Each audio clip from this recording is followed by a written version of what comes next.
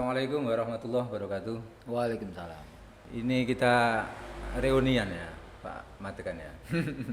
Ini bertempat di rumahnya, jadi karena Pak Matekan dulu juga pernah jadi Presiden Jamal, kan nggak salah 8 bulanan ya.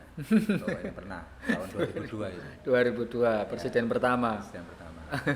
Nah, kalau jabatannya banyak, nggak bisa kita sebutkan satu semuanya.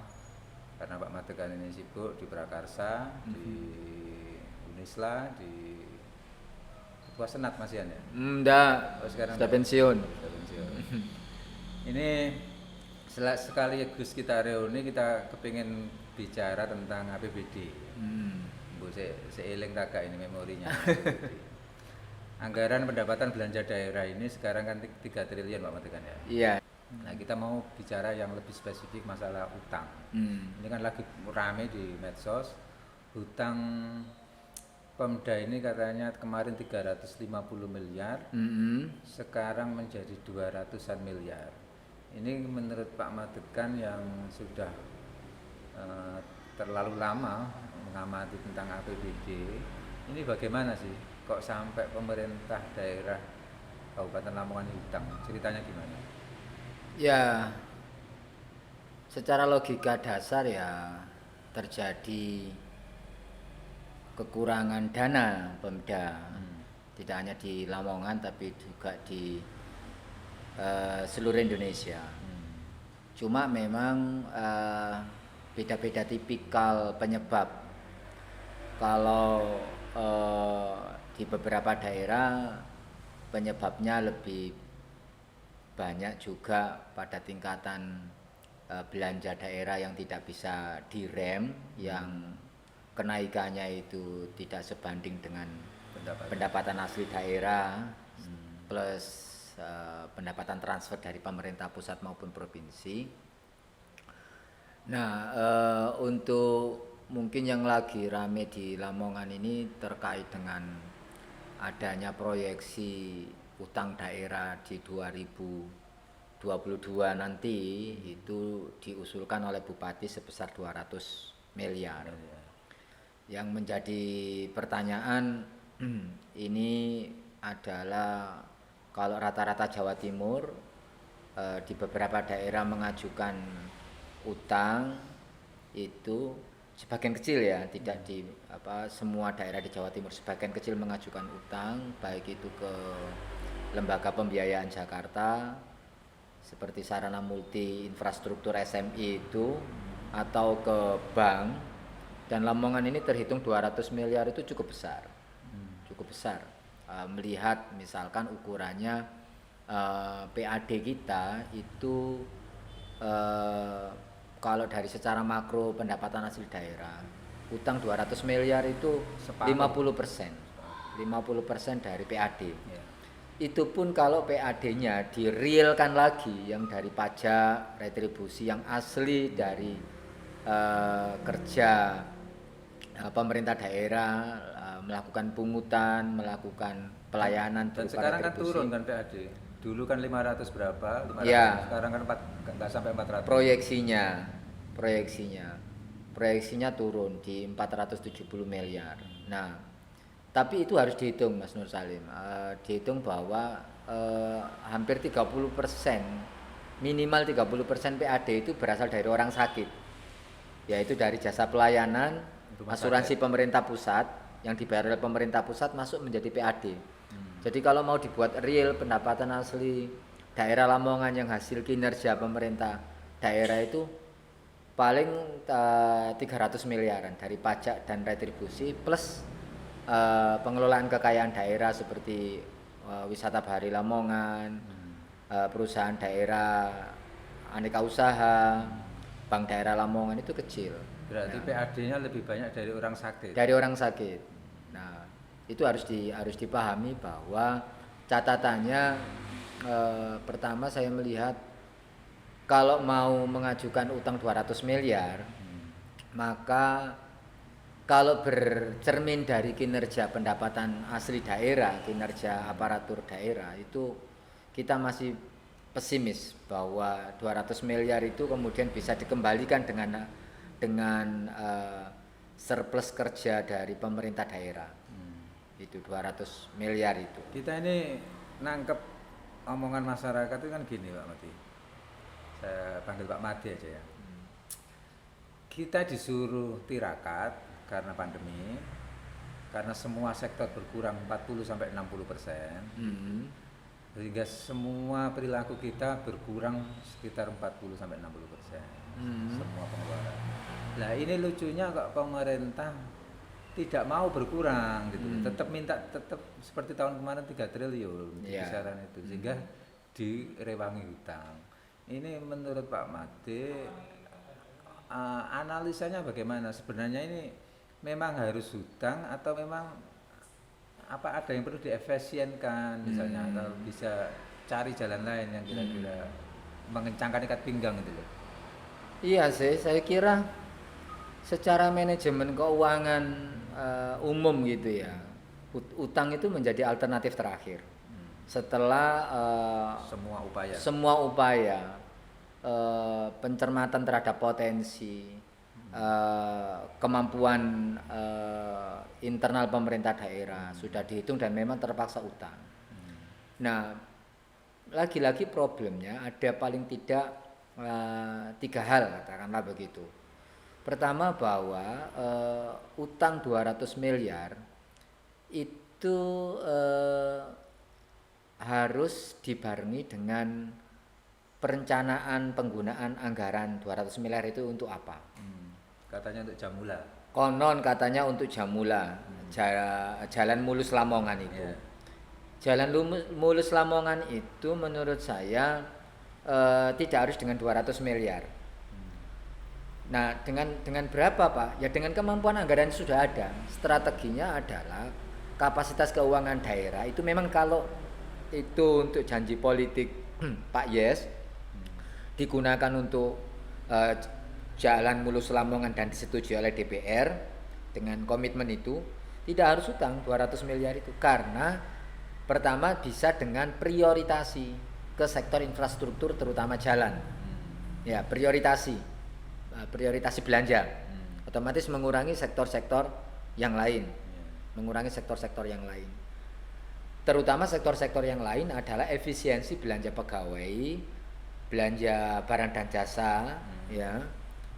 Dan kalau perlu, kalau memang mengencangkan ikat pinggang, belanja-belanja yang tidak produktif, yang dalam tanda petik itu mengandung unsur politik yang kental seperti hibah, itu ya, bantuan sosial, itu bisa dikurangi sehingga tidak seperti yang diungkap di APBD yang hari ini digedok. Ya. Untuk makan minum salah satu dinas kesehatan habis 50 miliar. Itu kan bisa untuk itu ya? Bisa. Nah, efisiensi internal di masing-masing OPD atau antar urusan pemerintah daerah. Oh, berarti ini katakanlah ini urusan anggaran untuk ya yang katakanlah bisa dibiayai oleh pihak ketiga seperti pariwisata misalkan, bisa bertumbuh tanpa insentif kerja dari pemerintah kabupaten misalkan, silakan saja pariwisata misalkan, itu kemudian direalokasi ke belanja urusan pekerjaan umum, tata ruang, PUTR misalkan, urusan infrastruktur itu, atau menunda proyek-proyek fisik yang itu lebih berorientasi kepada sarana prasarana aparatur. Misalkan ini mau nambah ruang baru, mebeler baru di kantor Pemda yang itu rutin itu yang berapa ya, yang berapa tingkat itu, berapa lantai itu bisa direm dulu. Lebih kepada bagaimana efisiensi itu pada sarana prasarana aparatur. Berarti intinya sebenarnya masih banyak uang-uang di berbagai sektor yang bisa dihemat untuk tidak sampai utang. Untuk Jamula tadi. Tapi ternyata memang kehidupannya tidak mau berubah, tetap seperti tahun kemarin, sehingga harus utang. Harus utang. Ini kan lagi-lagi persoalan mindset. Mindset bahwa hemat itu untuk rakyat, untuk dirinya sendiri nggak mau. Lalu hemat itu juga yang notabene tidak membahayakan kepentingan politiknya. Artinya begini, kalau memang bahaya politik terhadap utang ini kan bahaya. 200 miliar itu kalau mau dicicil selama 35 setiap tahun itu besarnya angsuran itu 35 miliar, katakanlah begitu. Ini kan bahaya. Ya kalau kemudian Pak Yes nanti terpilih lagi. Berarti intinya pengambil kebijakan ini tidak berpikir untuk Lamongan, tapi ya apa aku 2024 itu bisa dihemat. Lancar. Artinya bisa direm kepentingan politik itu kalau memang dananya kurang. Nah, ini sebenarnya mau utang kemana sih 200 miliar? Bang Jatim katanya. Kalau informasi dari teman-teman DPR itu. Terus dampaknya nanti bagaimana? Model cicilannya atau nyaurnya itu gimana? Nah, ini yang saya khawatirkan. Karena munculnya angka 200 miliar itu sepertinya baru pada tahap pembahasan APBD. Padahal sebelumnya kalau secara politik disepakati itu munculnya mestinya ada di tahap kesepakatan kebijakan umum anggaran 2022, di mana KUA ini, kebijakan umum anggaran KUA PPAS ini di situ gerbang dari fungsi penganggaran oleh Dewan. Nah, saya melihat ini ada kelengahan ketika di KUA PPAS itu sudah muncul. Apakah sudah muncul atau tidak? Saya belum menemukan jawaban dari teman-teman di Dewan karena mereka juga tidak tahu kok sekarang muncul di era APBD. Nah, problemnya begini,